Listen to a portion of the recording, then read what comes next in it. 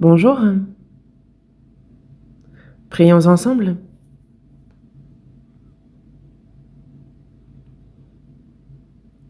Dieu, notre Père, toi qui es saint, gracieux et miséricordieux, nous vivions dans nos iniquités, nos péchés, mais tu nous as sauvés. Tu as fait de nous tes enfants saints et chacun d'entre nous, tu nous fais demeurer dans l'Église qui est ton corps. Nous pouvons t'y servir, apprendre ta parole et mener une vie d'obéissance. Merci pour cette grâce et cette bénédiction. Merci sincèrement. Aujourd'hui, les saints qui ont reçu le salut par le précieux sang du Seigneur versé pour eux, nous sommes réunis en ce même lieu pour apprendre ta parole, pour partager la communion sainte. Merci de nous le permettre. Qu'à travers ce moment, que ta volonté sainte, ce qui t'est agréable, ce qui est parfait, enseigne-le nous. Et aide-nous à pouvoir marcher dans le chemin de l'obéissance et donne-nous le courage, la force par ta parole. C'est notre prière. Parmi nous, il y a ceux qui sont fébriles. Accorde-leur la santé.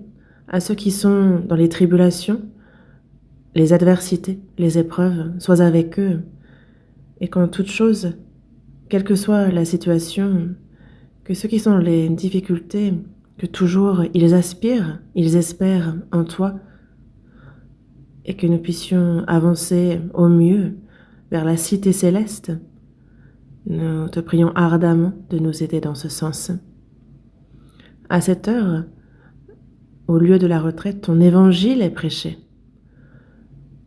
Qu'à toutes ces âmes égarées qui participent à la retraite aie de la pitié pour eux, qu'aucune âme ne se perde, que toutes reçoivent la grâce du salut et en soient revêtues. Nous prions pour le pasteur qui prêche ta parole, pour ceux qui tiennent les entretiens. Accorde-leur la parole qui convient au moment propice. Donne-leur la sagesse pour qu'ils puissent avec assurance proclamer la parole de ton évangile. Aide-les. Accompagne toutes les petites mains qui te servent sur place, que ce soit avec un cœur volontaire, que ce soit dans la joie, unis pour l'évangile, que chacun participe et unisse ses forces pour ton évangile, et que cette retraite soit un moment précieux, et que tout se passe au mieux, et qu'au final, ce soit louange et gloire pour toi, pour ton nom. Aide-nous dans ce sens. Sois avec toutes tes églises où nous sommes réunis en ton nom, à l'étranger aussi, soit avec toutes les familles de missionnaires. Aide tous les frères et sœurs, que chacun s'appuie toujours davantage en toi et prêche avec force, avec courage ton évangile, et que chacun voit solution dans ses difficultés. Du début jusqu'à la fin, nous nous confions en toi, Seigneur, et nous avons prié au nom du Seigneur Jésus qui a sauvé notre âme. Amen. Ouvrons la Bible, Ésaïe chapitre 22. Ésaïe chapitre 22, verset 15. Ésaïe chapitre 22, verset 15.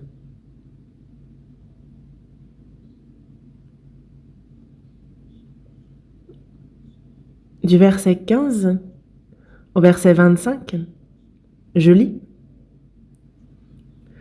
Ainsi parle le Seigneur, l'Éternel des armées. Va vers ce courtisan, vers Shebna, gouverneur du palais. Qu'y a-t-il à toi ici, et qu'y as-tu ici, que tu creuses ici un sépulcre? Il se creuse un sépulcre sur la hauteur, il se taille une demeure dans le roc.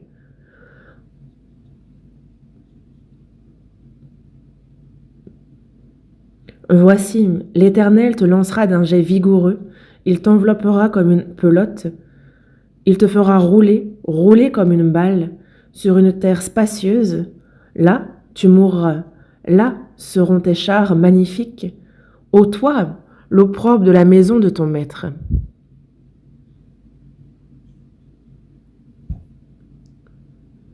Je te chasserai de ton poste, l'Éternel t'arrachera de ta place. En ce jour-là, j'appellerai mon serviteur Éliakim, fils de Hilkija. Je le revêtirai de ta tunique, je le ceindrai de ta ceinture, et je remettrai ton pouvoir entre ses mains. Il sera un père pour les habitants de Jérusalem et pour la maison de Juda. Je mettrai sur son épaule la clé de la maison de David. Quand il ouvrira, nul ne fermera. Quand il fermera, nul n'ouvrira. Je l'enfoncerai comme un clou dans un lieu sûr, et il sera un siège de gloire pour la maison de son père.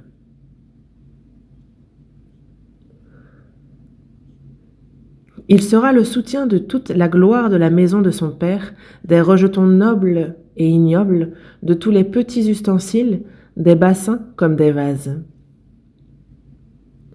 En ce jour, dit l'Éternel des armées, le clou enfoncé dans un lieu sûr sera enlevé, il sera abattu et tombera, et le fardeau qui était sur lui sera détruit, car l'Éternel a parlé.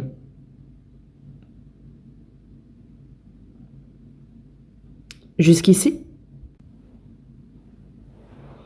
Aujourd'hui, le titre est « L'enseignement du bon dispensateur des diverses grâces de Dieu à travers Shemna et Éliakim ».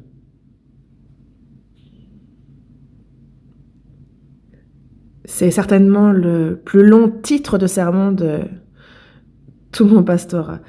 Et j'ai hésité à tout mettre dans le titre, mais ce titre est long parce que j'ai voulu que tout ce que je voulais dire soit à l'intérieur. Mais je m'excuse parce que ça peut porter à confusion. Mais si on veut réduire, on pourrait parler de l'enseignement du bon dispensateur à travers Shemna et Éliakim. On nous parle de deux personnes dans ce passage principal. Verset 15, on nous parle de Shemna. Et plusieurs versets après, verset 20, on nous parle d'Éliakim. Ces deux hommes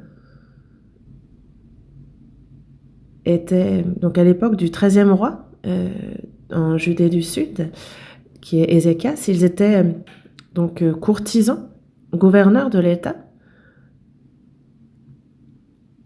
Chacun avait donc talent, des fonctions, et ils les ont utilisées, mais pour des motifs différents.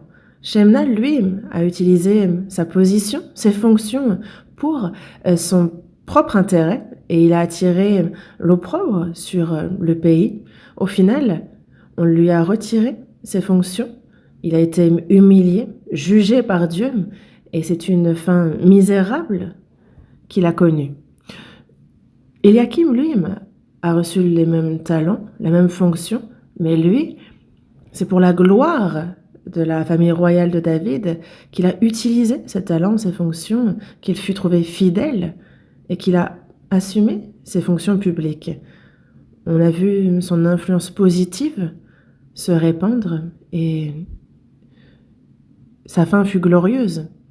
Pour nous qui sommes sauvés, de même, dans la maison de Dieu, nous sommes ceux qui gérons, à qui a été confié les œuvres de Dieu. Marquez la page, nous allons passer à la première épître de Pierre, chapitre 4, verset 10. Première épître de Pierre, chapitre 4, verset 10.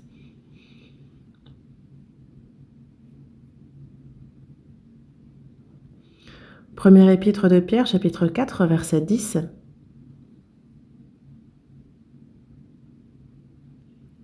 Lisons ensemble. Comme de bons dispensateurs des diverses grâces de Dieu, que chacun de vous mette au service des autres le don qu'il a reçu.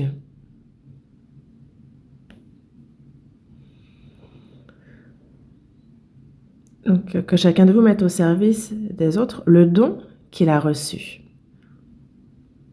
Dans le ciel, il y a le soleil qui fait tomber ses rayons sur la terre. Les nuages déversent la pluie. Mais tout vient d'en haut. Tout nous vient de Dieu qui est dans les cieux. Nous avons tout reçu. Parmi ce que nous possédons, y a-t-il quelque chose qui ne viendrait pas de Dieu? Aucune. Pas même une seule. Et c'est pour cela que dans la première épître aux Corinthiens, chapitre 4, verset 7, il est dit « Car qui est-ce qui te distingue que tu n'aies reçu? Et si tu l'as reçu, pourquoi te glorifies-tu comme si tu ne l'avais pas reçu ?» Pour nous, tout ce que nous avons, nous l'avons reçu de Dieu. La foi que j'ai, nous l'avons aussi reçue de Dieu. Et cette justice qui me permet d'entrer dans le royaume des cieux, je l'ai également reçue de Dieu. La vie éternelle, c'est aussi des choses que nous avons reçues de Dieu. Ce corps, ce cœur, je l'ai aussi reçu de Dieu. Ma santé, si je suis en bonne santé, cette santé aussi, je l'ai reçue de Dieu. Mon temps, tout ce temps que j'ai, je l'ai reçu de Dieu. Si je possède des biens matériels, ce sont des biens que j'ai reçus de Dieu. Et au sein de l'Église, s'il y a une fonction, je l'ai reçue de Dieu. Tout ce que j'ai, je l'ai reçu de Dieu. Cela ne fait aucun doute. Ma famille aussi, je l'ai reçue de Dieu. Mes enfants, ce sont des enfants que Dieu m'a donnés. Et en ce sens, nous pouvons dire que nous sommes dispensateurs des diverses grâces de Dieu. Toute personne qui a reçu le salut ont tout reçu de Dieu. Et parce que nous avons tout reçu de Dieu, nous sommes dispensateurs des diverses grâces de Dieu. Mais pourquoi parle-t-on d'être un bon dispensateur des diverses grâces de Dieu? C'est que nous pouvons être dispensateurs, mais nous pouvons utiliser ce qui nous a été donné pour la gloire de Dieu. Mais il arrive que certains utilisent cela pour leur propre gloire. Et ça en fait donc un mauvais dispensateur des diverses grâces de Dieu. Mais si c'est pour le Seigneur, pour sa gloire, que nous les utilisons, alors nous devenons bons dispensateurs. Non pas un mauvais dispensateur des diverses grâces de Dieu, mais il nous faut justement être un bon dispensateur des diverses grâces de Dieu. Dans la première épître de Pierre, chapitre 4, verset 10, quand on garde en tête Shemna et Eliakim, on voit que donc Shemna est un mauvais dispensateur et Eliakim un bon dispensateur. Moi qui suis sauvé alors, est-ce que je suis comme Eliakim un bon dispensateur? Est-ce que c'est la vie que je mène? Ou alors, est-ce que comme Shemna, je mène une vie de mauvais dispensateur des diverses grâces de Dieu? Et il faut prendre le temps une fois d'y réfléchir profondément parce que nous, forcément, il nous faut être un bon dispensateur des diverses grâces de Dieu comme Eliakim et nous tenir ensuite devant le Seigneur. C'est ce que Dieu attend de nous. Et il fait en sorte que nous puissions vivre ainsi. Il nous donne pour cela la sagesse, la force, la puissance et il nous nourrit en toutes choses. Ouvrons la Bible à Ésaïe chapitre 22. Retournons à ce passage. Shemna et Eliakim ont vécu à une époque qu'il nous faut comprendre.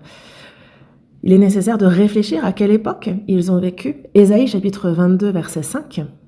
Verset 5.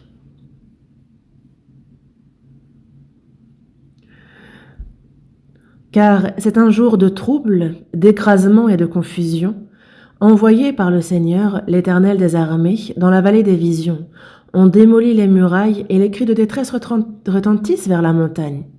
Et l'âme porte le carquois, des chars de combattants, des cavaliers s'avancent, Kyr met à nu le bouclier.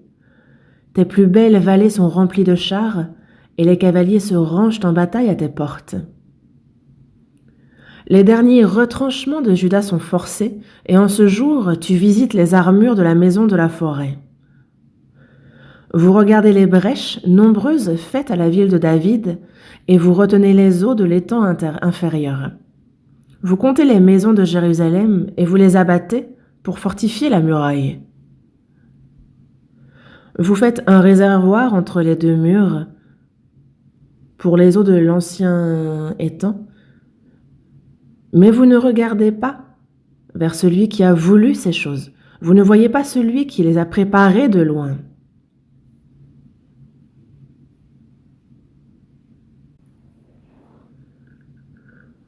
Dieu voit le royaume de Judée au sud marcher sur le chemin de la corruption, et il soulève donc les nations ennemies aux alentours pour envahir le royaume de Judée au sud, pour leur prendre toutes leurs villes. Et actuellement, Jérusalem est encerclée, assiégée. On voit que les vallées sont remplies de chars, que les cavaliers se rangent en bataille à sa porte. Les derniers retranchements sont forcés, mais en fait, leurs yeux étaient aveuglés. Alors que la situation annonçait la guerre, ils n'y ont pas réfléchi. Dieu, c'est à travers la guerre qu'il leur a ouvert les yeux, et face à cette guerre, c'est alors seulement qu'ils comprirent que la situation est grave. Et c'est seulement à ce moment-là qu'ils ont commencé à observer la situation, à se préparer. Ils ont vu les brèches qui ont été faites, ils ont compté les maisons, ils ont abattu ces maisons pour fortifier la muraille. Ils ont fait des réservoirs parce qu'on a besoin d'eau lorsqu'il y a siège. Ils ont fait donc un réservoir, mais c'est dans l'empressement que les habitants du royaume de Judée au sud se sont préparés à la guerre. Mais le plus grand problème était que ils n'ont pas regardé vers celui qui a voulu ces choses. Ils n'ont pas vu celui qui les a préparés de loin. Ils n'ont pas vu Dieu qui est derrière. Et on le voit, verset 11. Vous ne regardez pas vers celui qui a voulu ces choses. Vous ne voyez pas celui qui les a préparés de loin. Ils se préparent sous tous aspects à la guerre, mais ils ne se confient pas en Dieu. Et même, ils sont en crise, il va y avoir la guerre, la destruction. Mais le peuple, lui, verset 12, on le voit, ils menaient une vie, ils allaient bon train, verset 12. Le Seigneur, l'Éternel des armées, vous appelle en ce jour à pleurer et à vous frapper la poitrine, à vous raser la tête et à ceindre le sac. Et voici de la gaieté et de la joie. On égorge des bœufs et l'on tue des brebis, on mange de la viande et l'on boit du vin. Mangeons et buvons, car demain nous mourrons. Verset 14, lisons-le ensemble. L'Éternel des armées me l'a révélé. Non, ce crime ne vous sera point pardonné que vous ne soyez morts, dit le Seigneur, l'Éternel des armées.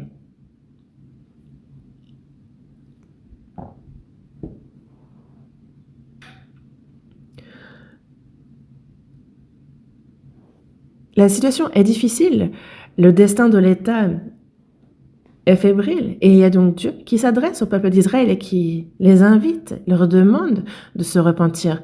Le peuple d'Israël devrait se repentir, mais ils n'examinent pas leur vie devant Dieu. Au contraire, il y a gaieté, joie, ils égorgent des bœufs, ils tuent des brebis, ils mangent de la viande, ils boivent, ils se réjouissent, disons. Mangeons et buvons, car demain nous mourrons. De toute façon, il est réservé à l'homme de mourir une seule fois. La guerre va éclater. Nous avons été envahis.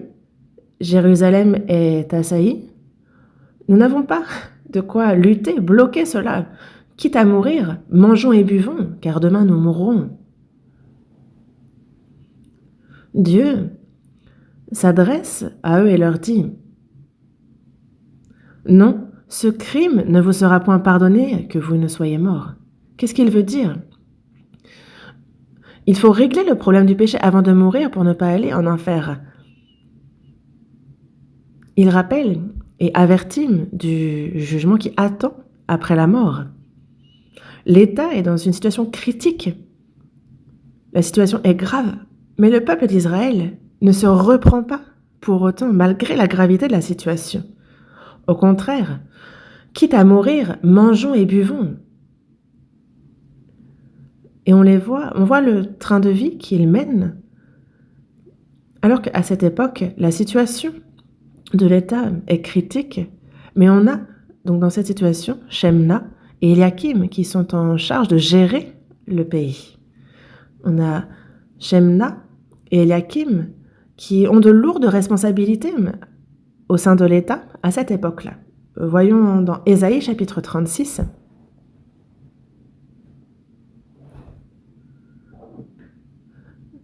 Du verset 1 au verset 3.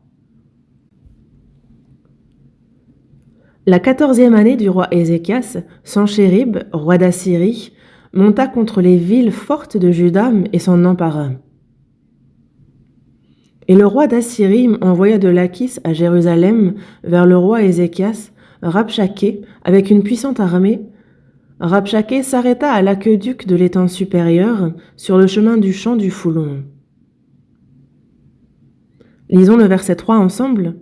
Alors Éliakim, fils de Hilkija, chef de la maison du roi, se rendit auprès de lui avec Shebna, le secrétaire, et Joach, fils d'Asaph, l'archiviste.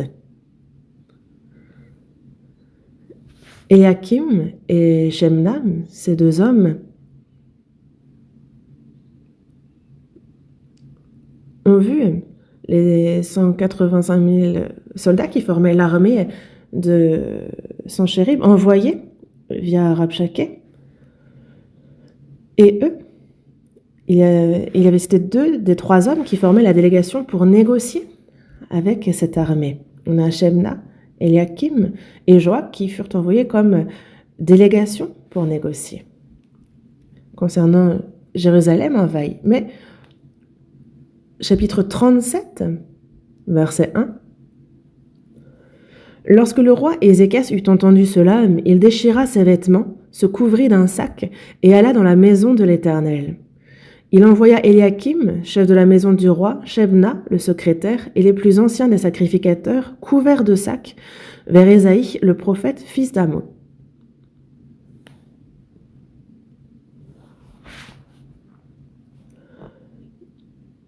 Rabshakeh, qui mène l'armée d'Assyrie, a gravement blasphémé, offensé Dieu. Dans le chapitre 36, du verset 18 au verset 20, nous pouvons voir que il est dit: les dieux des nations ont-ils délivré chacun son pays de la main du roi d'Assyrie? Où sont les dieux de Hamath, d'Arpad? Où sont les dieux de Sepharvaïm? Qui a délivré Samarie de ma main? Parmi tous les dieux de ces pays, quels sont ceux qui ont délivré leur pays de ma main pour que l'Éternel délivre Jérusalem de ma main? Il a gravement méprisé, blasphémé le nom de Dieu. Et Ézéchias, lui, entend cela, il déchire ses vêtements, il se couvre d'un sac et il va dans la maison de l'Éternel. Et on voit qu'il y a Éliakim, chef de la maison du roi, Shebna, le secrétaire, et il se couvre de sac aussi pour demander l'aide de Dieu. On a Éliakim, Shebna, les plus anciens des sacrificateurs qui sont envoyés vers Ésaïe, le prophète. Et donc parmi ceux qui ont été envoyés vers Ésaïe, il y avait donc Shebna et Éliakim. L'État connaît une période de crise. Ils ont de lourdes responsabilités en tant que courtisans, en tant que gouverneurs dans le pays. Et nous, de même, nous vivons dans la ville de destruction, cette ville qui sera détruite. Dieu, dans Daniel chapitre 9, il dit: il fera une solide alliance avec plusieurs pour 1 semaine. En ce moment même, au Moyen-Orient, on a Israël et les nations arabes qui connaissent troubles, conflits. Et un beau jour, on a Israël qui signera une alliance avec ces nations arabes pour la paix. Et à partir de ce moment-là, les 7 années de tribulation commenceront. Les 7 années de tribulation sont des tribulations qui n'ont jamais été connues dans le passé. Ce sera des tribulations, une période difficile que nous n'avons jamais connue. Mais avant que ces tribulations ne commencent, il y aura 7 ans de fausse paix. Mais juste avant cela, il y a Jésus qui va venir. Il y aura son avènement. Et nous ressusciterons pour entrer dans sa gloire et nous serons pris pour entrer dans ce royaume divin. Éliakim et Shebna connaissent cette crise à l'échelle de l'État, mais se sont vus confier de lourdes responsabilités. Nous Nous sommes dans la maison de Dieu, et juste avant les tribulations que connaîtra cette terre, nous aussi, nous sommes dispensateurs de Dieu. Et donc, nous sommes dans la même position que Shemna et Eliakim, mais nous avons à apprendre d'eux. Retournons à Ésaïe chapitre 22. Ésaïe chapitre 22.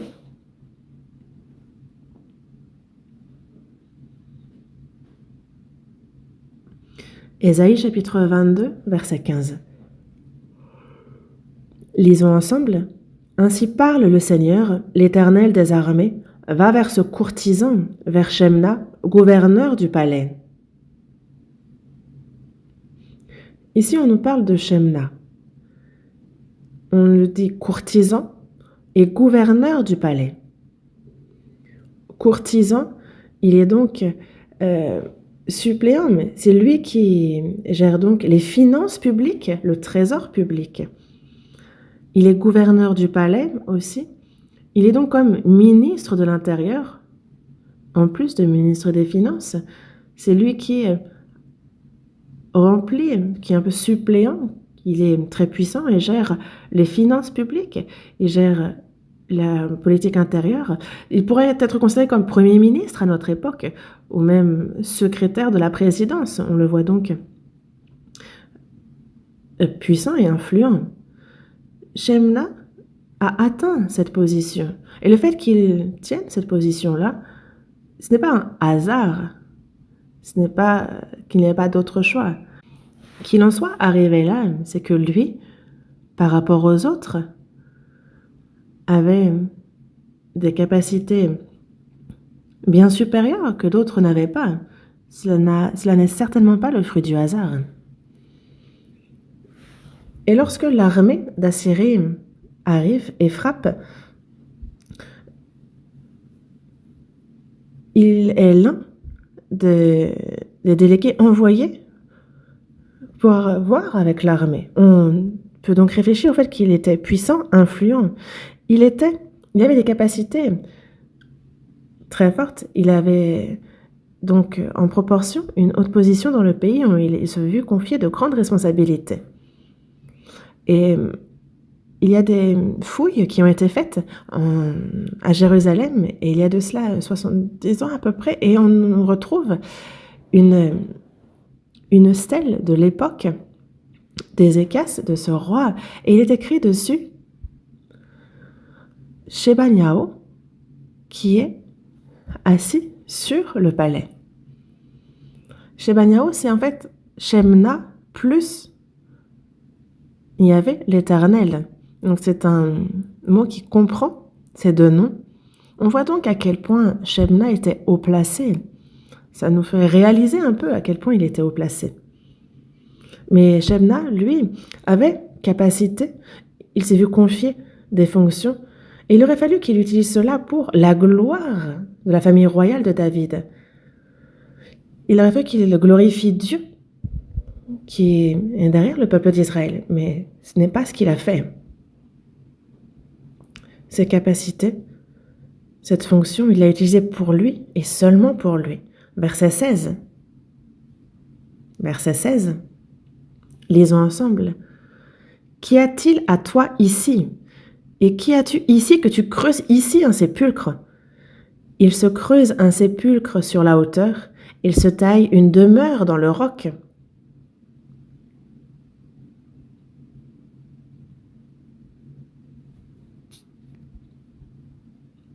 Ici, si vous regardez,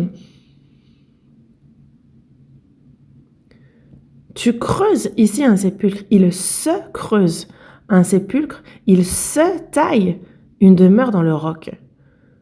C'est à deux reprises que c'est pour lui.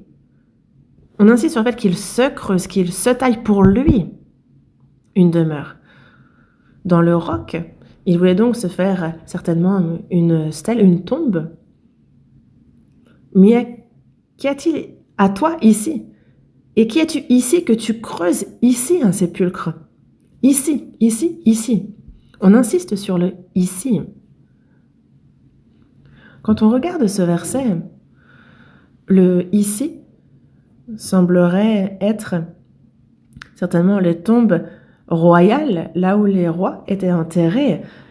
Et lui semblait vouloir utiliser sa position pour se préparer une place dans ce sépulcre royal.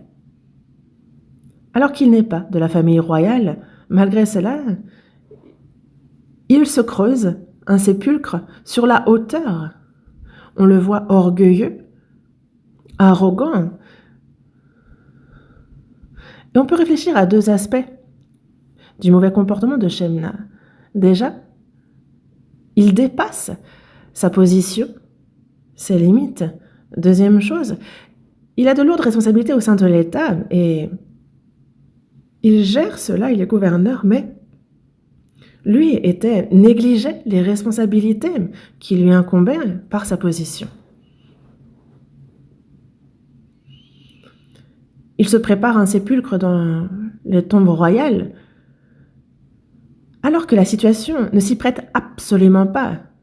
Lui utilise sa position, son pouvoir, pour qu'il en soit ainsi. Quand on lit toute la Bible, on se rend compte que il y en a qui ont utilisé leur position, leur pouvoir pour eux-mêmes, et donc qui vont au-delà de leur propre position. Et on pense au premier roi, Saül.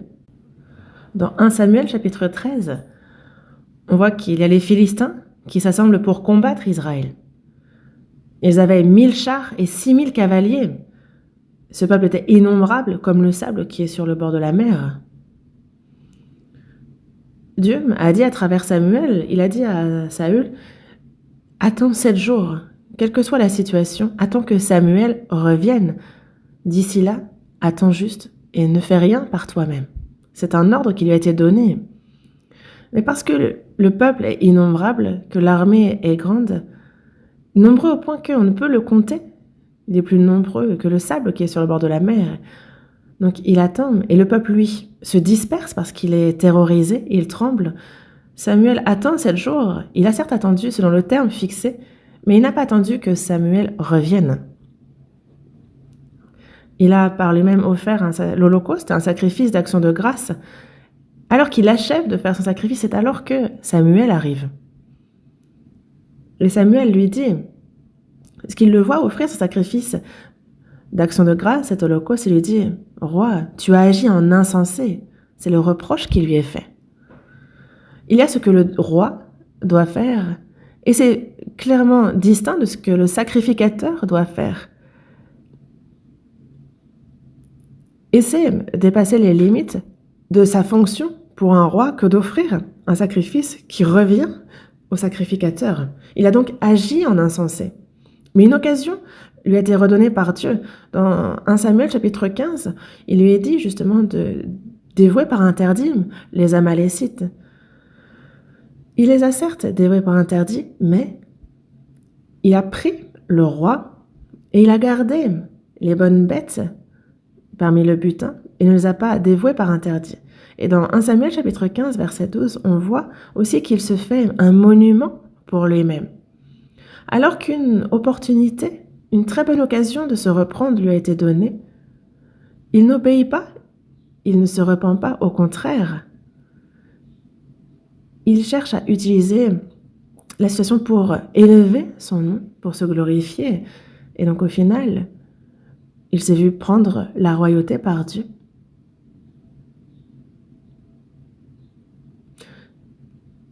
Aller au-delà de sa position, de ses devoirs, ça c'est un raccourci pour être humilié. Et on a aussi le roi Osias, 10e roi du royaume de Judée au sud. Dans 2 Chroniques, chapitre 26, on voit que Dieu a fait prospérer le roi Osias. Il l'a précieusement aidé. Il a prospéré, il est devenu fort. Et ça a été connu de l'Égypte, des nations alentours. Mais le roi Osias a vu prospérer et donc il s'est enorgueilli. Il est entré dans le temple et a agi en sacrificateur. Il a pris la table des encens et il y a pourtant 80 sacrificateurs qui l'en ont empêché, disant « Tu ne peux pas toucher au parfum ».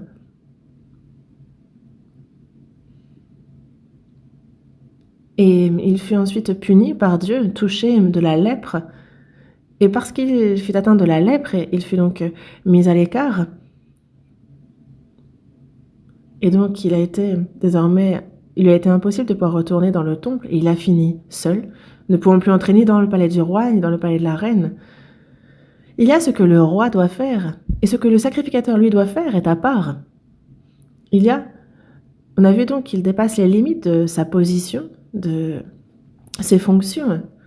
Et on voit aussi dans Nombre chapitre 16, ceux de Corée, qui sont de la tribu de Lévi, et qui justement font le service au sein du temple. Ils ont dans le tabernacle des fonctions importantes, mais ceux de Corée, eux, ont dépassé également leur position, leur fonction. Eux cherchaient la position de sacrificateur d'Aaron, de Moïse, et c'est pour ça qu'il y a plus de 250 personnes qui s'en sont pris à Moïse. Mais que leur est-il arrivé? Il y a tous ceux de Corée qui sont tombés dans la terre, qui s'est ouverte sous leurs pieds. Et les 250 qui se sont joints à leur mouvement, il y a le feu qui est descendu du ciel et qui les a brûlés et tués. Et ensuite, il y a les chefs de tribu qui viennent avec une gerbe. Et il n'y a que la gerbe de Aaron qui a germé. Et pourquoi est-ce que Dieu a fait les choses ainsi? C'est parce qu'il rappelle la position de chacun, l'ordre. Il le rappelle clairement. Une personne qui a reçu le salut doit connaître la position où elle se tient. Elle doit connaître sa position, sa situation. Et c'est important de garder cette position-là. Ouvrons la Bible à la première épître aux Corinthiens, chapitre 7, verset 24.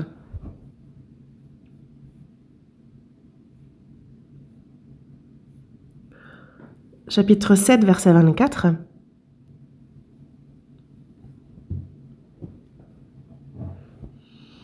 Chapitre 7, verset 24, lisons ensemble. « Que chacun, frère, demeure devant Dieu dans l'état où il était lorsqu'il a été appelé. » La première épître aux Corinthiens, chapitre 7, nous parle du mariage entre deux personnes, lorsque l'un est sauvé et pas l'autre, les diverses difficultés qu'ils peuvent rencontrer, mais que malgré cela, qui sait si tu ne vas pas sauver ta femme ou ton mari, donc garde ta position. Que l'on ait été sauvé juif, que l'on fut païen avant d'être sauvé, garde ta position. Il n'est pas nécessaire pour les païens d'être circoncis comme les juifs. Si l'on était esclave ou libre, quand on est sauvé, peu importe. Si l'on était serviteur, esclave, quand on a reçu le salut à l'époque, certainement il y avait des difficultés dans la vie de foi. Et si l'occasion se présente, sois libéré. Mais il insiste sur le fait que si tu es esclave, quelle que soit la situation, peu importe, sers Dieu. Tu demeures avec Dieu, quoi qu'il en soit, quelle que soit ta position.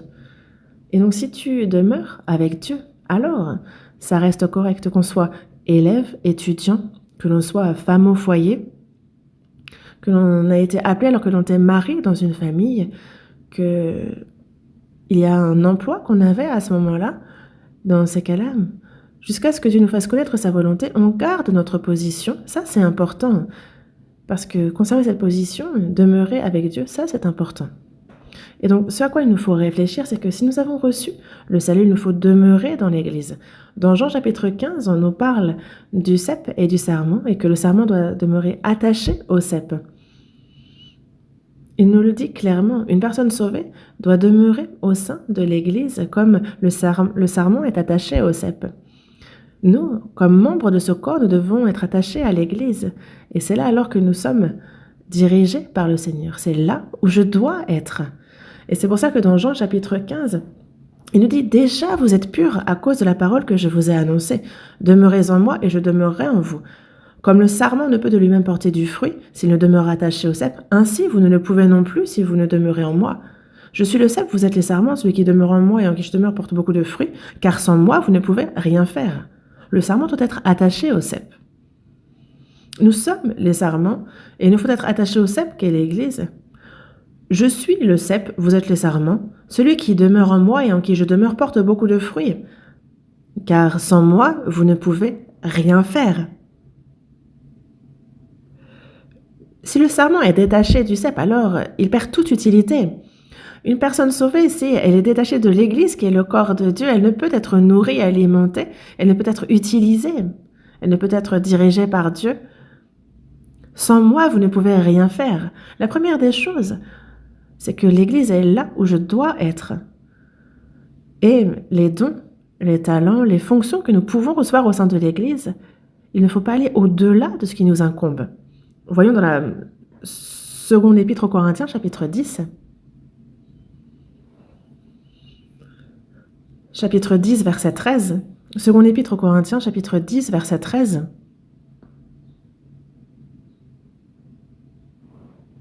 Chapitre 10, verset 13, lisons ensemble. Pour nous, nous ne voulons pas nous glorifier hors de toute mesure. Nous prendrons au contraire pour mesure les limites du partage que Dieu nous a assigné, de manière à nous faire venir aussi jusqu'à vous. Ici, l'apôtre Paul écrit cet épître au sein de Corinthe, leur parlant de ne pas se glorifier hors de toute mesure. Au contraire, pour mesure, on a les limites du partage que Dieu nous a assigné. Et donc nous nous glorifions dans les limites du partage que Dieu nous a assigné. On a chacun des dons, des capacités, une fonction, on a une position. Et donc nous, que ce soit le don, les compétences, les fonctions, c'est dans la mesure des limites du partage de Dieu. Nous ne devons pas aller au-delà. Et si Paul a fait ainsi, nous, on n'y a même pas besoin d'en parler. Il y a ce passage que nous avons lu à voix haute tout à l'heure dans Romains chapitre 12, verset 13. Par la grâce qui m'a été donnée, je dis à chacun de vous de ne pas avoir de lui-même une trop haute opinion, mais de revêtir des sentiments modestes selon la mesure de foi que Dieu a départie à chacun. Que chacun de vous donc n'ait pas une trop haute opinion de lui-même, ça c'est de l'orgueil, mais qu'il soit revêtu des sentiments modestes selon la mesure de foi que Dieu a départie de chacun. Ne pas aller au-delà de sa position, de son don, de sa capacité. Ce que Dieu considère comme le plus important, c'est justement selon la mesure de foi départie à chacun. On suit cette mesure de foi qu'il a départie à chacun et il nous donne donc en proportion les dons, les talents, les fonctions. Mais avoir une trop haute opinion de soi-même, ça, c'est de l'orgueil. Mais au contraire, même se dire, bon, ben moi, dans ces cas-là, je ne fais rien, ça, c'est tomber dans la désobéissance.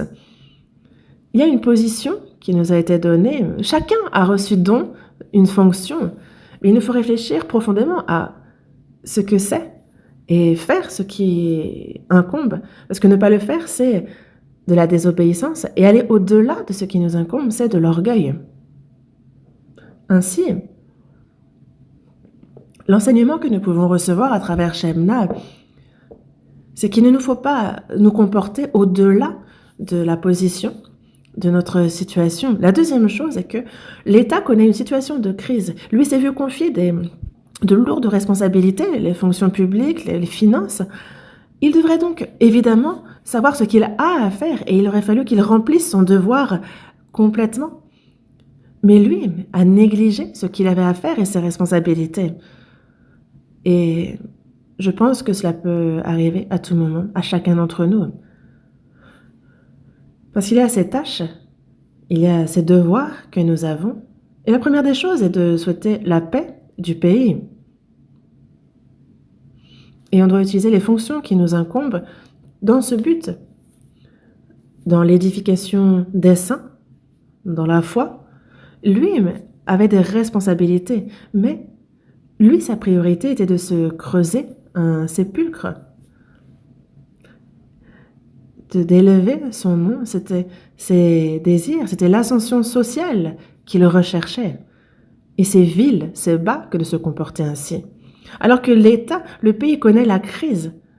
Lui utilise son pouvoir pour ses propres désirs, pour son ascension sociale. C'est très mondain. C'est quelqu'un de bas et de mondain. Judas Iscario aussi, lui qui a pourtant été choisi comme l'un des 12 disciples, Lui s'est vu confier la bourse. Lui, c'était pour ses désirs, c'était pour sa propre ascension sociale qu'il suivait Jésus. Et il avait cette habitude de prendre dans la bourse pour son propre intérêt. Judas Iscario ne connaissait pas ses devoirs, ses fonctions, son rôle, sa position. Il l'ignorait complètement. Il y a de telles personnes, mais dans la Bible, on nous parle aussi de ceux qui connaissent ce qu'ils ont à faire, leurs responsabilités, et ceux qui sont trouvés fidèles. Je vais prendre l'exemple de plusieurs personnes. Voyez Joseph. Joseph était véritablement fidèle. Il demeurait dans la maison de son père avec ses grands frères et dans la Genèse chapitre 37 verset 2, on voit qu'il est jeune. En âge, il avait 17 ans lorsqu'il a été vendu. Malgré son jeune âge, malgré cela, il gardait les troupeaux avec ses grands frères. Il est vendu en Égypte et lorsqu'il est esclave, il est à l'étranger, il est en Égypte, il est dans la maison de Potiphar, mais il est pourtant trouvé fidèle. Et c'est pour cela qu'il a été mis comme intendant de toute la maison de Potiphar et toutes choses, à part sa femme, lui ont été confiées. Il a été faussement accusé, il a été emprisonné pour cela, mais même le gardien de la prison a confié tous les prisonniers sous la responsabilité de Joseph. Il n'en prenait même pas de nouvelles. On pouvait tellement lui faire confiance que même le geôlier a laissé la responsabilité des autres prisonniers à Joseph. Il est ensuite devenu gouverneur. Et durant les 7 années d'abondance, lui a bien géré les récoltes qu'il a entreposées dans les granges qu'il s'est faites pour se préparer aux années de famine. Et lorsqu'il n'y eut plus de grain, ensuite, il permit au pays de surmonter cette famine en redistribuant le grain qui avait été entreposé. Et que ce soit dans sa jeunesse, lorsqu'il était plus âgé, il a toujours été trouvé de manière inconditionnelle fidèle. Que l'environnement change, que la situation change, lui a toujours été trouvé fidèle. Qu'il soit jeune ou plus vieux, que sa situation change ou pas, là où il était, il croyait en ce que c'était Dieu qui l'avait placé à ce moment-là, et donc c'est en ce lieu-là qu'il a été fidèle. Certains se comportent très bien quand ils sont jeunes, mais quand ils vieillissent, on ne les trouve plus fidèles. Et quelque chose a donc changé. D'autres sont fidèles quand on leur confie une fonction, mais dès qu'ils n'ont plus cette fonction, ils ne sont plus fidèles. Il y a donc quelque chose qui a changé. Au sein de l'Église, même si on ne confie pas de fonction, je suis dans la maison de Dieu.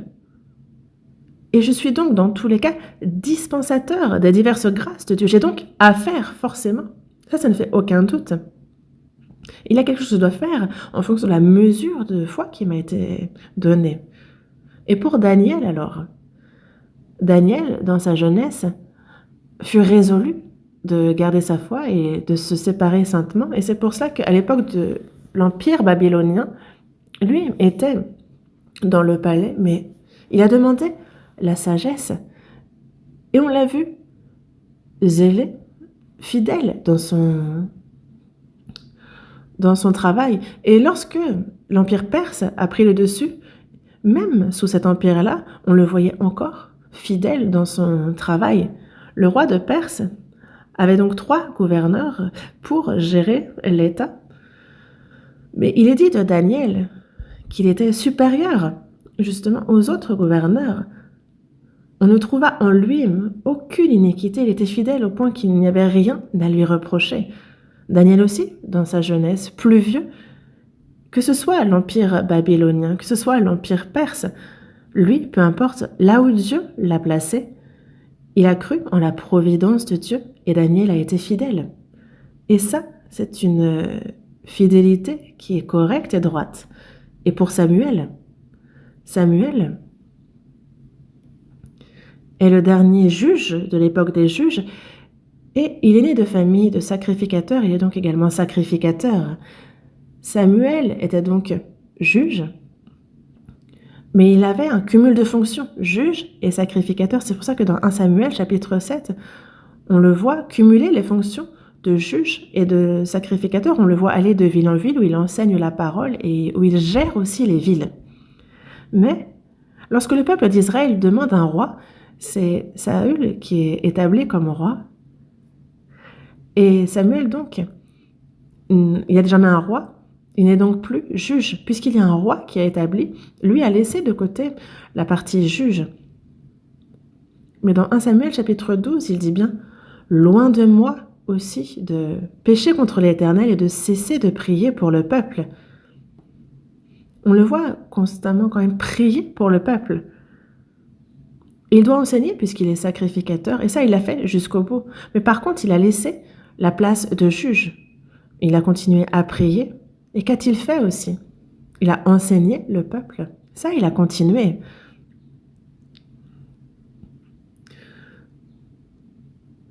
Et on voit bien que Samuel est celui aussi qui enseigne. C'est pour ça qu'on a aussi l'école de Samuel, nous, maintenant. Parce qu'il y avait aussi certainement une école pour enseigner. Mais Samuel, même en prenant de l'âge, il a constamment devant Dieu fait et tenu toutes les responsabilités qu'il avait devant Dieu. Il a été fidèle. On n'a même pas parlé de l'apôtre Paul. Dans Actes chapitre 20, verset 24, il dit « Je ne fais pour moi-même aucun cas de ma vie, comme si elle m'était précieuse, pourvu que j'accomplisse ma course avec joie et le ministère que j'ai reçu du Seigneur Jésus, d'annoncer la bonne nouvelle de la grâce de Dieu. » Ce n'est pas l'histoire d'un instant, c'est depuis son salut et jusqu'à ce qu'on lui coupe la tête et qu'il se trouve devant le Seigneur. Il n'y a pas eu de changement jusqu'au bout. Dès qu'il a reçu le salut et jusqu'à ce qu'il soit tué. Et plus tard, il était à Antioche, en Syrie, et là il y a Barnabas qui a aussi enseigné. On l'a vu faire des voyages pour la mission, le premier, le deuxième, le troisième, et il a continué à prêcher l'évangile et à édifier les églises. Et jusqu'à sa mort, il s'en est assuré jusqu'au bout. Dans la seconde épître à Timothée, chapitre 4, verset 10, j'ai combattu le bon combat et j'ai gardé la foi jusqu'au bout. Et voici comment il s'exprime dans la dernière épître qu'il écrit. Le bon combat, ce n'est pas une bataille d'un jour, c'est un combat continu. Il a couru la course jusqu'au bout. Depuis son salut jusqu'à la toute fin, il fut le même du début à la fin. Il a gardé la foi, et ça, c'est de la fidélité. De la fidélité.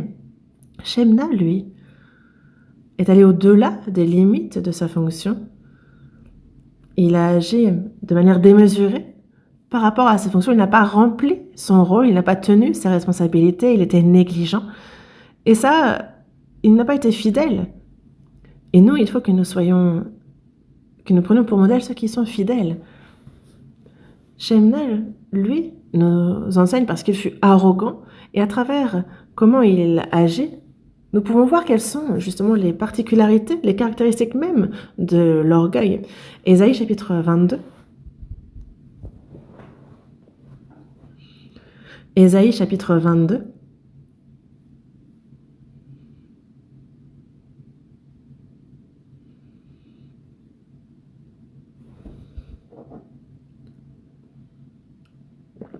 Verset 16.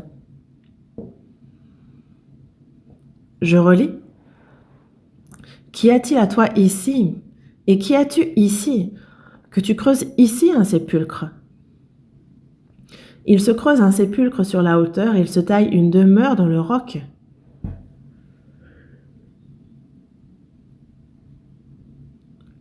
La caractéristique de l'orgueil, il y en a plusieurs, mais la plus représentative est que la personne ne se préoccupe que d'elle-même. Elle est égoïste. Tu creuses un sépulcre, tu te creuses un sépulcre, tu te tailles une demeure dans le roc. Une personne orgueilleuse ne pense qu'à elle. Elle pense être la meilleure. Ce qui se trouve derrière l'orgueil, c'est Satan. Et sa particularité même est justement qu'il est égocentrique. Il ne pense qu'à lui. Et c'est pour ça que tout ce qui touche à l'orgueil, c'est que la première des choses, c'est d'être égoïste, de ne penser qu'à soi. On est dans Ésaïe toujours, mais chapitre 14, verset 12. Verset 12. Ésaïe chapitre 14, verset 12.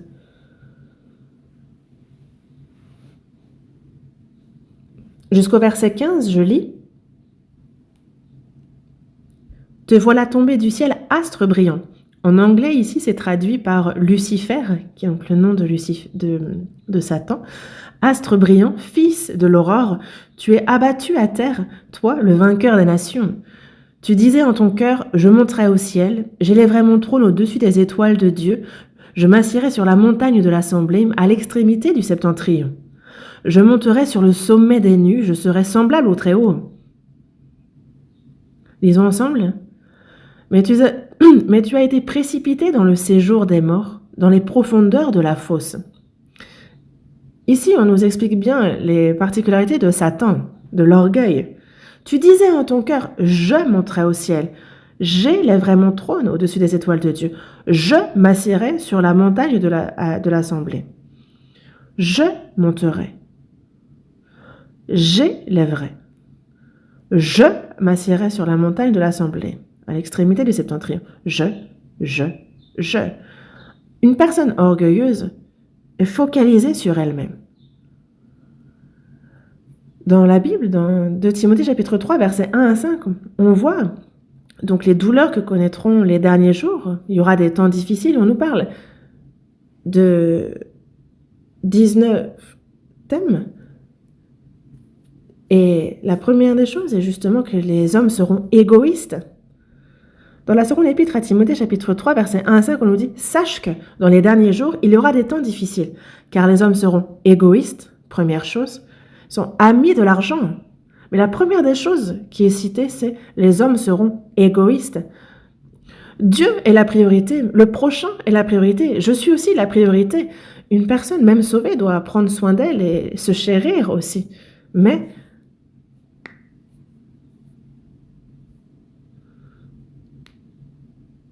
ici, c'est que les hommes seront égoïstes. Ça veut dire qu'ils laissent de côté, ils repoussent Dieu et tout ce qui entoure, ils se font passer d'abord. Une personne qui a reçu le salut a des priorités claires dans sa vie.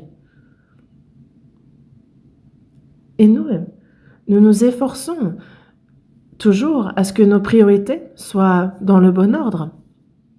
Nous qui avons reçu la grâce de Dieu, forcément que, évidemment, c'est Dieu qui est au cœur de notre vie. Une personne qui a beaucoup reçu de Dieu, forcément qu'elle a envie de partager. Donc le prochain va être important. Donc c'est d'abord Dieu, ensuite le prochain et enfin le troisième, soi-même. Et il est correct que je passe après. Il y a un mot anglais pour la joie, le mot joy. J-O-Y, qui signifie la joie, la réjouissance. Mais ce mot joy comprend aussi l'idée de succès, de satisfaction. Quand une personne réussit, elle est satisfaite, il y a donc, ça apporte de la joie, la personne se réjouit. Mais ce mot joy nous enseigne au sens par les lettres. On a le J. J, c'est Jésus. Une personne qui a reçu le salut, forcément, son numéro 1, c'est Jésus. On a ensuite le O pour others, qui est les autres, donc notre prochain. Et ensuite vient le Y, qui est you, qui est toi, donc moi. D'abord, Dieu. Ensuite, le prochain. Et en troisième, moi.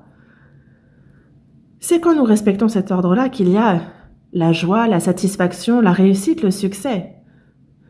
Est-ce que la satisfaction et le succès vient de la réussite dans ce monde ? Non, notre véritable joie, satisfaction, notre succès spirituel, notre satisfaction, c'est quand cet ordre de priorité est bien établi et gardé. Dieu, les autres, moi. Alors, nous avons la paix dans notre cœur. Alors, nous avons cette joie, cette réjouissance en Dieu. Et alors, nous pouvons réussir et nous sommes satisfaits. Mais il faut donc que cet ordre soit établi droitement. Et il y a donc un effort à fournir pour que cet ordre soit conservé et qu'il se maintienne droit.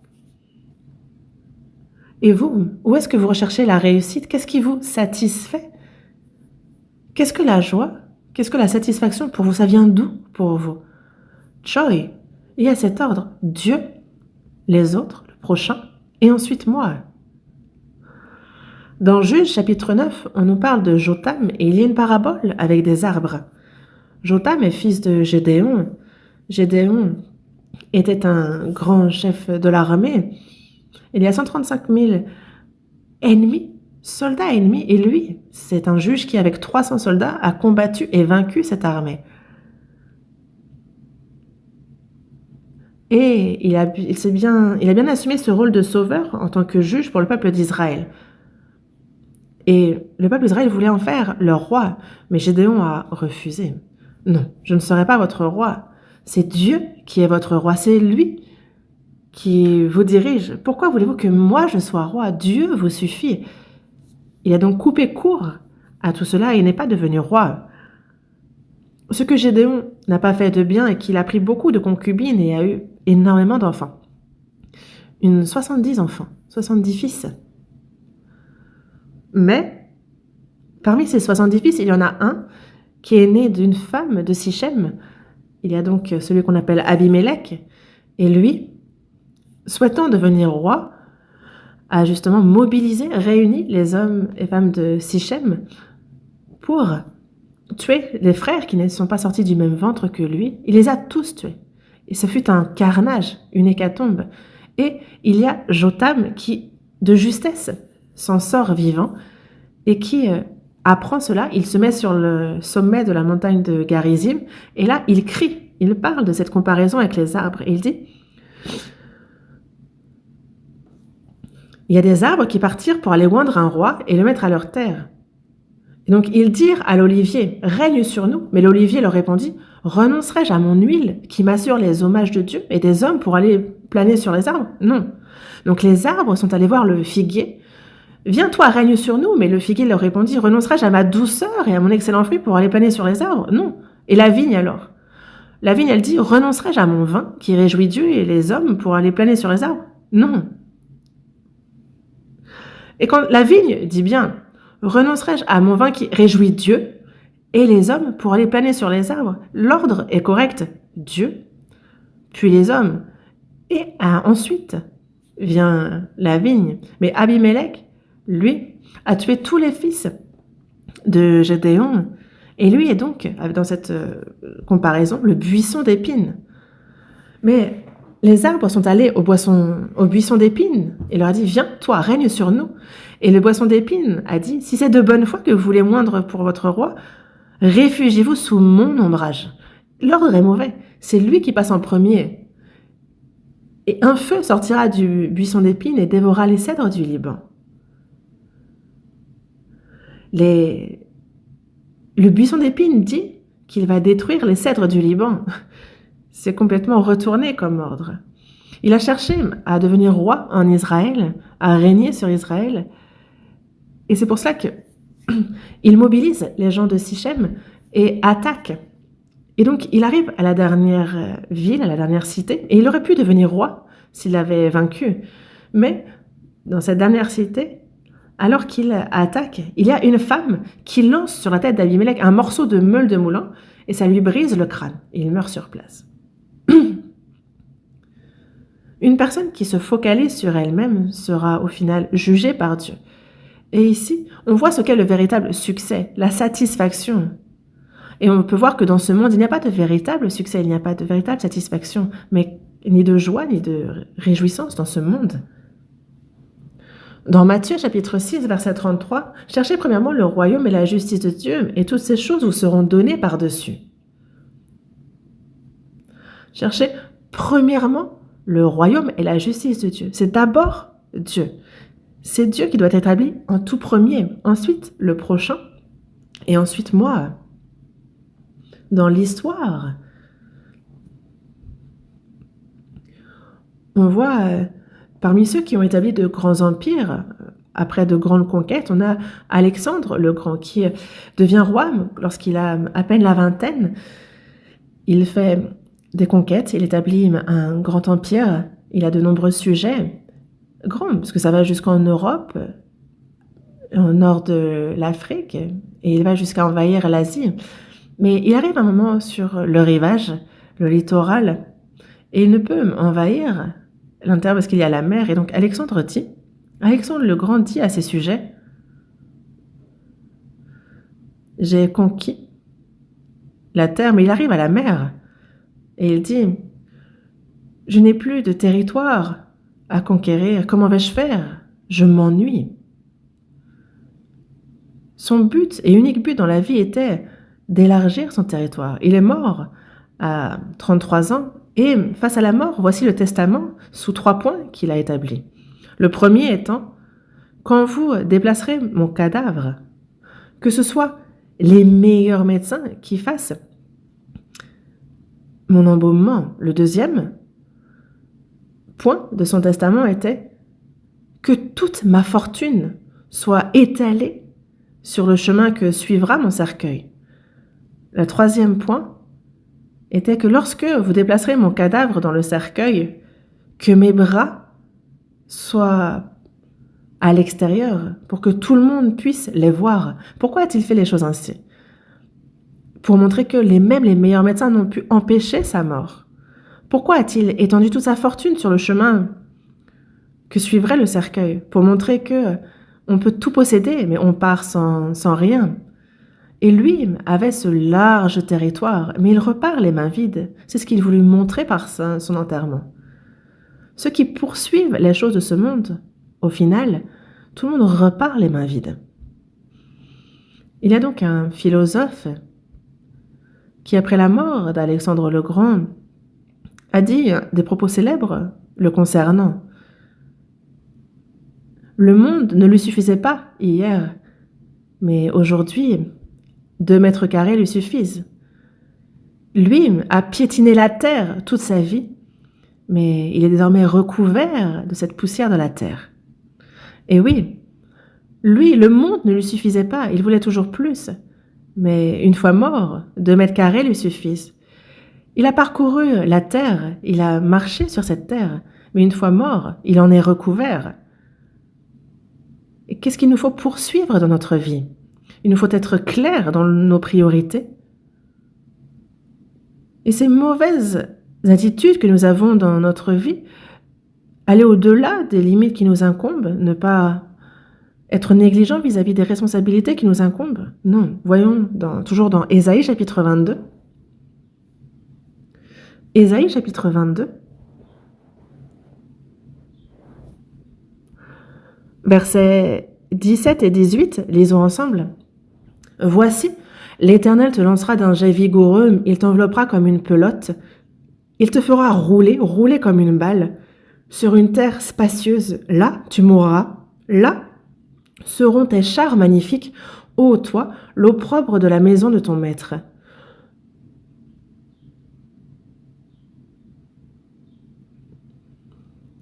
Ici, c'est Dieu qui parle du jugement de Shemna. Lui souhaitait entrer dans les tombes royales. Il meurt, et finalement c'est une mort honteuse, une mort misérable, c'est une mort complètement contraire qu'il connaît. Ici, l'Éternel dit qu'il t'enveloppera comme une pelote, donc il le rassemble, il te fera rouler comme une balle. Il te fera rouler, il te lancera d'un jet vigoureux. Où? Sur une terre spacieuse, là où il n'y a personne. Si on est jeté là où c'est spacieux, là où il n'y a personne, ce n'est pas la gloire, au contraire, c'est véritablement honteux que d'être enterré là. Là, tu mourras, là seront tes chars magnifiques. Dieu jugea. Dieu juge ceux qui ne pensent qu'à eux, ceux qui cherchent à s'élever eux-mêmes. À tous ceux qui sont orgueilleux, il les humilie. Il les humilie tous, forcément. Il n'y a pas d'exception. Moi, ce sera différent? Non. Dans Ésaïe chapitre 14, verset 15, nous l'avons lu parce que cela nous parle de Satan. On voit, lui qui voulait être plus haut que le très haut, il a été précipité dans le séjour des morts, dans les profondeurs de la fosse. Il est allé dans les profondeurs de l'enfer. Et certains disent que si on va en enfer, c'est le chef de l'enfer, ce sera le diable. Non. Il sera dans les profondeurs de la fosse. Il sera là où on souffre le plus. Dieu ne va pas laisser régner en enfer le diable. Non. Dans 1 Samuel, chapitre 2, verset 10, il est dit « Les ennemis de l'Éternel trembleront, du haut des cieux, il lancera sur eux son tonnerre. » Les ennemis de l'Éternel trembleront. Du haut des cieux, il lancera sur eux son tonnerre. Le roi d'Égypte, qui jusqu'au bout était à l'encontre de Dieu, jusqu'au bout, il l'a repoussé et il fut finalement enveloppé par les eaux de la mer Rouge. Ce n'est pas tout, il est entré dans la fosse, en enfer. Salomon, au temps de la gloire, avait des boucliers d'or, 200, 300 petits, et ils étaient justement exposés devant la salle du roi. Mais à la fin de la vie de Salomon, il sert les idoles, il prend de nombreuses concubines, et alors c'est son fils qui se retrouve dépouillé de tous ses boucliers d'or, et ce n'est plus des boucliers d'or, mais d'airain. La couleur peut sembler similaire, mais la valeur est complètement différente. Dans Sophonie, chapitre 1, verset 18, on voit qu'à la fin de l'histoire, lorsque Dieu jugera cette terre, ni leur argent, ni leur or ne pourront les délivrer au jour de la fureur de l'Éternel. Non. Par le feu de sa jalousie, tout le pays sera consumé, car il détruira soudain tous les habitants du pays. Du verset 10 au verset 14, on voit qu'il humilie, qu'il fait tomber dans les profondeurs de la fosse tous ceux qui, justement, s'élèvent, qui ne s'humilient pas.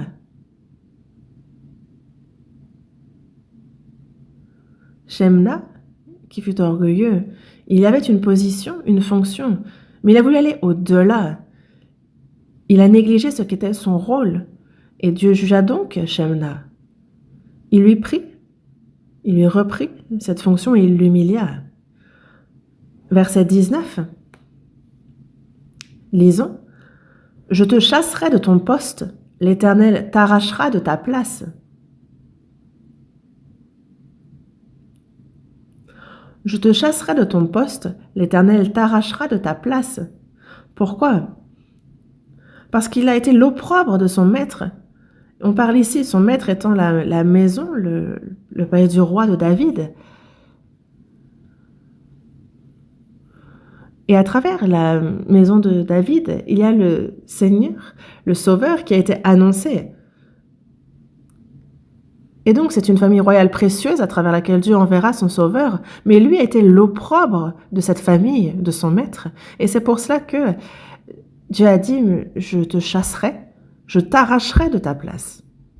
Nous, on a lu dans Ésaïe chapitre 36 et 37, nous avons vu que lorsque la Syrie attaque, déjà, en fait, Eliakim avait repris la position de Shemna. Donc déjà, il a été chassé de son poste, l'Éternel l'a arraché de sa place pour la donner à Eliakim.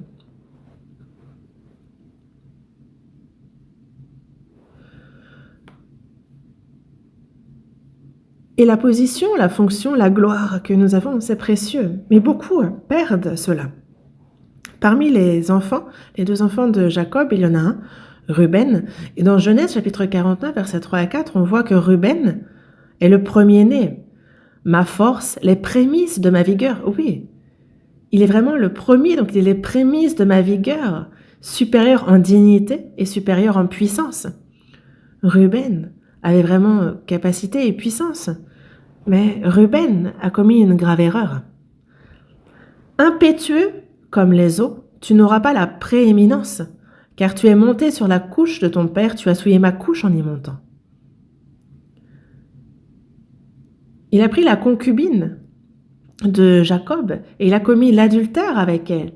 Lui qui était pourtant supérieur en dignité, supérieur en puissance, s'il l'avait bien utilisé, ce serait tellement bien. Mais non, il a commis l'adultère et donc son droit d'aînesse est tombé à Joseph. Il s'est vu prendre ses fonctions. Voyez Ésaü et Jacob, tous deux. Ésaü est né Mais il s'est vu prendre son droit d'aînesse par Jacob, parce que lui n'a pas réalisé combien c'était glorieux, cette position. Il était très charnel. Et c'est pour ça que dans Hébreux chapitre 12, verset 16, il est dit qu'il n'y ait ni impudique ni profane comme Ésaü, qui pour un mai vendit son droit d'aînesse. Il est profane. Parce que vous savez que plus tard, voulant obtenir la bénédiction, il fut rejeté, quoiqu'il la sollicita avec larmes, car son repentir ne put avoir aucun effet. Ésaü, au final, même s'il est né, étant l'aîné, lui s'est vu pouvoir prendre son droit d'aînesse, il ne fut pas béni, et donc il finit en profane, en insensé, et il connut la perdition. C'est véritablement misérable comme fin. Et pour Judas Iscario alors, il a livré Jésus et s'est suicidé. Mais la corde se romput. Et dans Actes chapitre 1, on voit que son corps tomba, roula, et que ses intestins ressortirent. Il connut une mort misérable. Ne pas perdre sa fonction, pouvoir être utilisé jusqu'au bout, comment peut-on faire ça? Ouvrons la Bible à 1 Corinthiens chapitre 9. 1 Corinthiens chapitre 9. Première épître aux Corinthiens chapitre 9.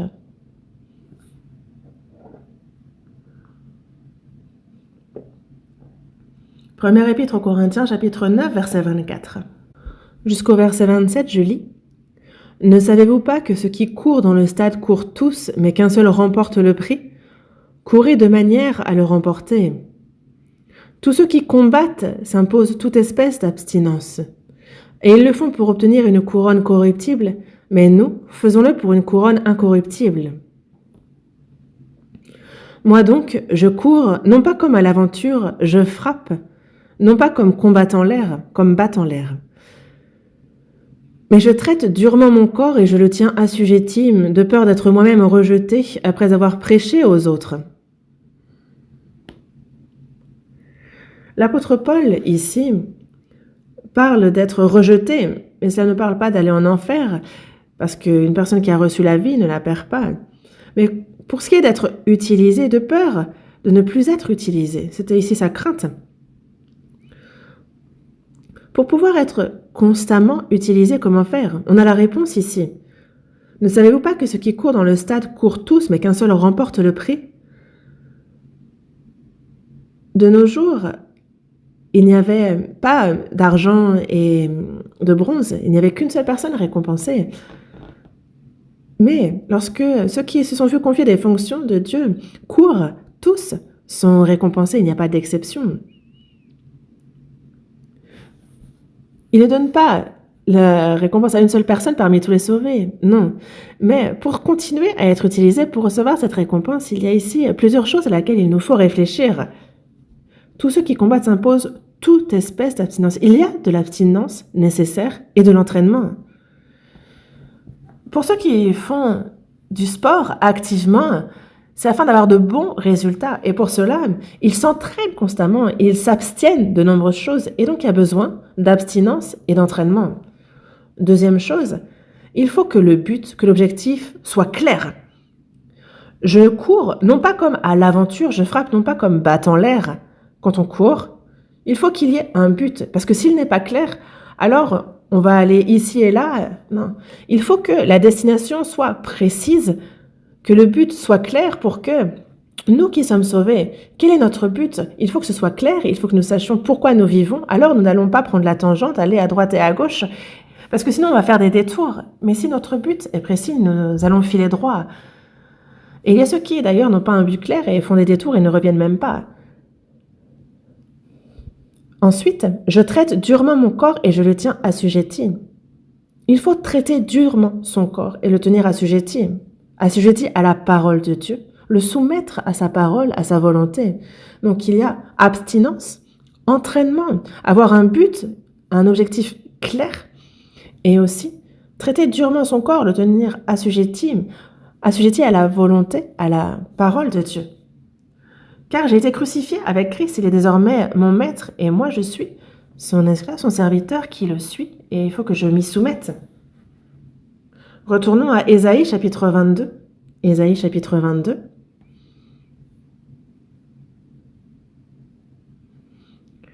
Ésaïe chapitre 22, verset 19, du verset 19 au verset 21. Je te chasserai de ton poste, l'Éternel t'arrachera de ta place. En ce jour-là, j'appellerai mon serviteur Eliakim, fils de Hilkija, je le revêtirai de ta tunique, je le ceindrai de ta ceinture et je me remettrai ton pouvoir entre ses mains. Il sera un père pour les habitants de Jérusalem et pour les maisons de Juda, pour la maison de Juda. Celui qui a le pouvoir d'édifier, de retirer, c'est Dieu. Il a pris le pouvoir de Shebna pour le remettre à Eliakim. Et à travers cela, on voit qui élève et qui abaisse. Ce pouvoir-là est dans les mains de Dieu. C'est Dieu qui donne à chacun la fonction nécessaire. Lui qui est le chef de l'Église, lui, pour son œuvre, pour que sa volonté s'accomplisse, il utilise, élève certains et en abaisse d'autres. Et même au sein de l'Église. On a l'impression que ce sont des hommes qui font, mais quand le temps passe, on voit que, c'était bel et bien la main de Dieu qui a agi. C'est pour cela que dans Éphésiens chapitre 4, du verset 11 au verset 13, on nous parle que certains ont été donnés comme apôtres, d'autres comme prophètes, d'autres comme évangélistes, d'autres comme pasteurs et docteurs. Mais dans les versets qui précèdent, on voit que c'est à chacun de nous que la grâce a été donnée selon la mesure du don de Christ. Selon la mesure du don de Christ. Lui a une mesure infinie, mais à chacun, il a donné une mesure de grâce à chacun. Et ça, c'est Dieu. C'est lui qui élève, c'est lui qui abaisse. Ça, c'est Dieu. Et nous devons y voir, y lire la providence de Dieu. Dieu appelle donc certains. Mais qui appelle-t-il comme ouvriers? À travers Shebna, il y a deux choses à laquelle on peut réfléchir. L'une est qu'il appelle ceux qui s'humilient, ceux qui sont humbles et ceux qui sont donc fidèles. Il y a plusieurs éléments au sein de l'Église, mais ceux qui s'humilient, Dieu les élève et les utilise comme ouvriers. Et il utilise ceux qui sont fidèles. Qui reçoit le salut? La personne qui s'humilie, alors Dieu la sauve. Et il en va de même pour ceux qu'il appelle à être ouvriers. Il appelle ceux qui s'humilient et les utilise comme ouvriers. Dans 1 Pierre chapitre 5, verset 6, il dit bien « Humiliez-vous donc sous la puissante main de Dieu, afin qu'il vous élève au temps convenable. » Il y a cette main puissante de Dieu. Dieu demeure dans son Église, et c'est là où il agit par sa puissance. C'est là où sa providence s'accomplit.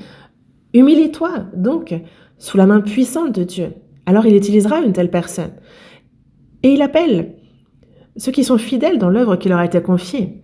Dans la seconde épître à Timothée, chapitre 2, il dit « Ce que tu as entendu de moi en présence de beaucoup de témoins, confie-le à des hommes fidèles qui soient capables de l'enseigner aussi à d'autres, à des hommes fidèles. » Pourquoi est-ce que Dieu a appelé Abraham? Dans Néhémie, chapitre 9, il nous dit bien « C'est toi, éternel Dieu, qui as choisi Abraham. Tu trouvas son cœur fidèle devant toi. Tu fis alliance avec lui et tu promis de donner à sa postérité le pays. » Chapitre 22, verset 22. On lit ensemble. « Je mettrai sur son épaule la clé de la maison de David. Quand il ouvrira, nul ne fermera. Quand il fermera, nul n'ouvrira. » On nous parle ici d'Eliakim et on dit « Je mettrai sur son épaule la clé de la maison de David. » La maison de David, c'est donc le canal à travers lequel le Sauveur viendra. « Je mettrai sur son épaule la clé de la maison de David. » Donc on lui confie tout pouvoir. Quand il ouvrira, nul ne fermera. Lorsque Eliakim ouvre, personne ne peut fermer. Quand il fermera, nul n'ouvrira, personne ne pourra. C'est donc un pouvoir absolu. Et c'est Dieu qui a fait les choses ainsi. Mais une chose à laquelle nous, il faut qu'on réfléchisse, c'est que il y a Eliakim qui est l'ombre de Jésus.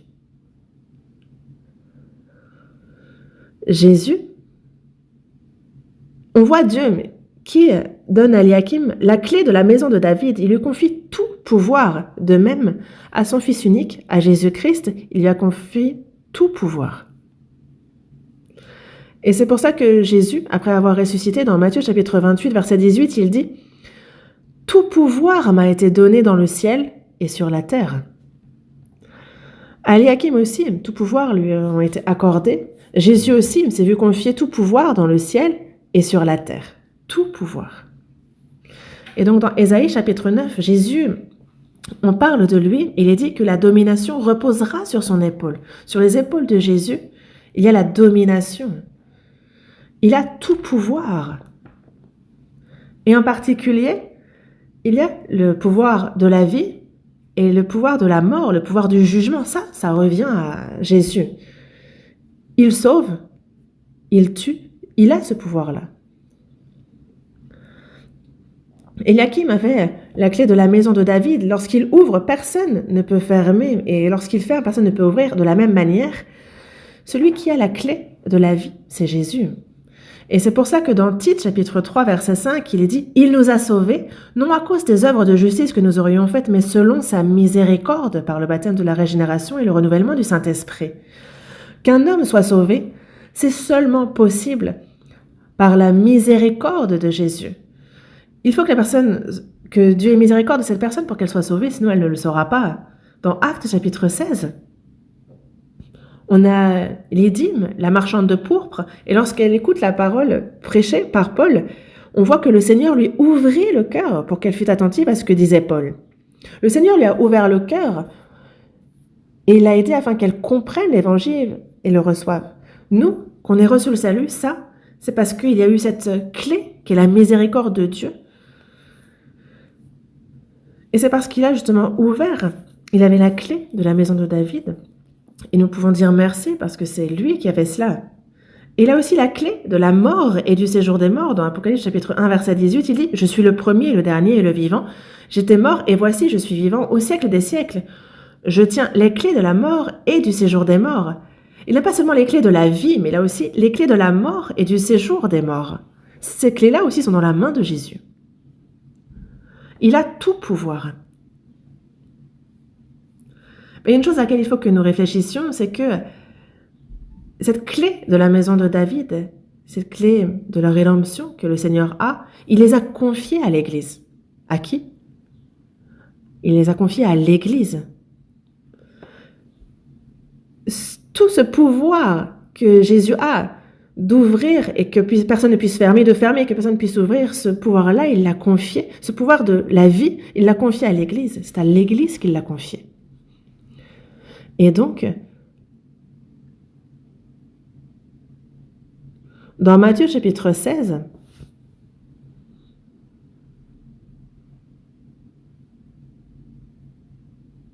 dans le verset 18, « Et moi, je te dis que tu es Pierre, et que sur cette pierre je bâtirai mon église, et que les portes du séjour des morts ne prévaudront point contre elle. Je te donnerai les clés du royaume des cieux. Ce que tu lieras sur la terre sera lié dans les cieux, et ce que tu délieras sur la terre sera délié dans les cieux. » Il a confié ça à l'Église. Je te donnerai les clés du royaume des cieux. Il s'adresse ici à ses disciples, mais est-ce que seuls les apôtres l'ont reçu? Non. C'est l'Église qui est le corps, donc tous les sauvés. Les clés du royaume des cieux leur ont été données. Et lorsqu'ils aident une âme à être sauvée, elle peut recevoir le salut.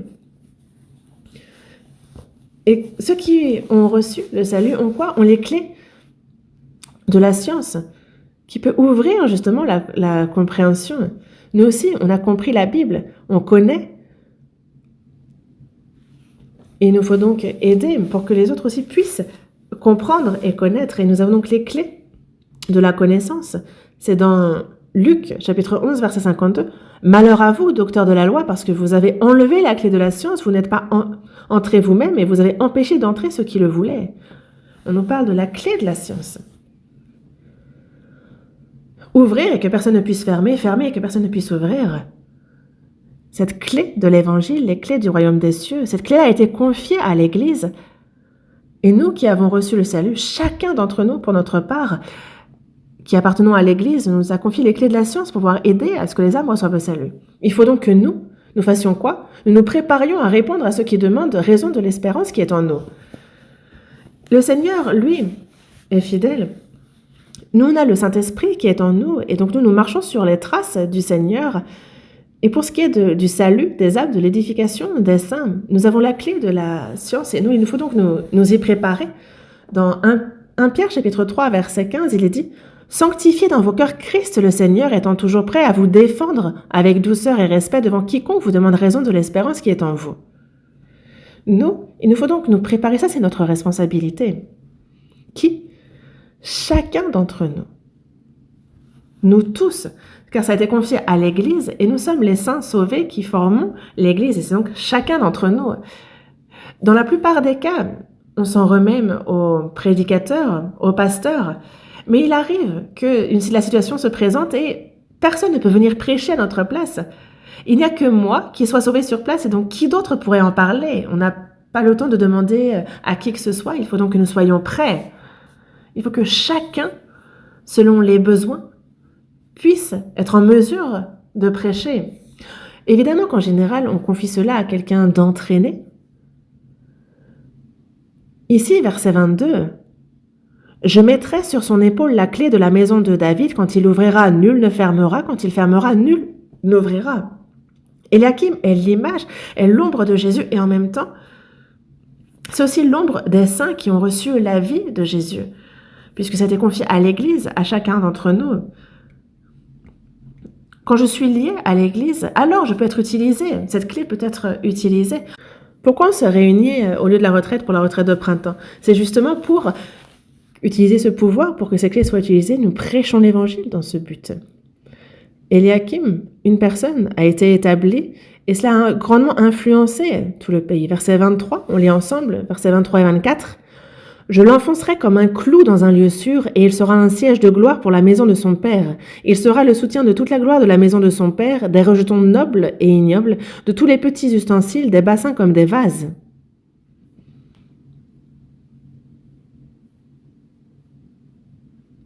À travers ces versets, on voit que Eliakim, un homme, on voit combien grande fut son influence. Ça nous l'enseigne. Eliakim est l'ombre de Jésus, l'ombre des saints, et on voit donc combien un saint peut grandement influencer. C'est comme un clou enfoncé. Alors on peut y accrocher de nombreuses choses. Quand ce clou est enfoncé profondément, qu'il est dur, alors même des choses lourdes peuvent y être accrochées. Eliakim était justement ferme et cela a influencé grandement tout le pays. La gloire d'Israël dépendait justement d'Eliakim. On a vu combien un homme a grandement influencé toute la nation. Lorsqu'un saint est établi correctement, alors cela influence l'Église, ça influence le quartier, ça peut influencer un groupe des jeunes, ça peut influencer toute une Église. Lorsqu'une personne est affermie, cela peut influencer toute l'Église. Nous, il faut que nous soyons donc enfoncés, fermes. Je l'enfoncerai comme un clou dans un lieu sûr. Nous aussi, comment pouvons-nous être affermis ainsi? 2 méthodes. La première, demeurer dans l'Église, être continuellement nourri de la parole. C'est à travers la parole que l'on est affermi. Et une autre, c'est que dans notre vie, il y a diverses épreuves que nous traversons. Alors, nous sommes façonnés, fortifiés, affermis. Si on n'est pas éprouvé, entraîné, alors la personne ne peut être fortifiée. Nous, c'est les épreuves, ce sont les adversités à travers lesquelles nous sommes fortifiés et que nous avons cette bonne influence de Dieu que nous propageons. Abraham, lui, c'était pour sa famille. Il avait en son sein 318 esclaves qui étaient entraînés et qui ont pu être précieusement utilisés. Le nom d'Abraham est écrit dans la Bible et encore maintenant, son influence perdure. On voit donc la grande influence qu'une personne peut avoir. Lorsque cette personne est un bon dispensateur des diverses grâces de Dieu, alors son influence est grande. Et donc, une personne n'est pas minime, ce n'est pas négligeable. Il n'y a pas de petite personne. Verset 25, on lit ensemble. « En ce jour de l'Éternel des armées, le clou enfoncé dans un lieu sûr sera enlevé, il sera abattu et tombera, et le fardeau qui était sur lui sera détruit, car l'Éternel a parlé. » Ce verset ne nous parle pas d'Eliakim. Eliakim, lui, c'était dans la période de crise du pays qu'il fut donc enfoncé, affermi spirituellement, qu'il remplit un grand rôle dans la famille royale de David, mais il mourut, le temps passe, et en Israël, il n'y aura plus de personnes fermes comme Eliakim. On les voit ensuite périr face à Babylone. Et dans l'église à Séoul, dans l'église dans le monde entier, être enfoncé, ce clou enfoncé, être un bon dispensateur des diverses grâces de Dieu, être ce clou ferme, solide, enfoncé. Et vous êtes nombreux à être de telles personnes. Mais si ce n'est pas encore notre cas, il faut absolument qu'on devienne comme eux. Est-ce que je vais devenir comme Shemna, un mauvais dispensateur des grâces de Dieu, ou est-ce que je vais être comme Eliakim, un bon dispensateur des grâces de Dieu? Prions. Dieu, merci. Aujourd'hui, tu nous accordes ce temps précieux et tu nous montres à travers ces deux personnes et à travers ton histoire comment être enseigné en tant que dispensateur. Merci pour cette grâce que tu nous accordes.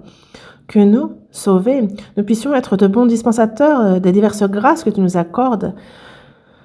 Aide-nous et dirige-nous. Nous nous confions en toi, Seigneur, et nous en remettons à toi.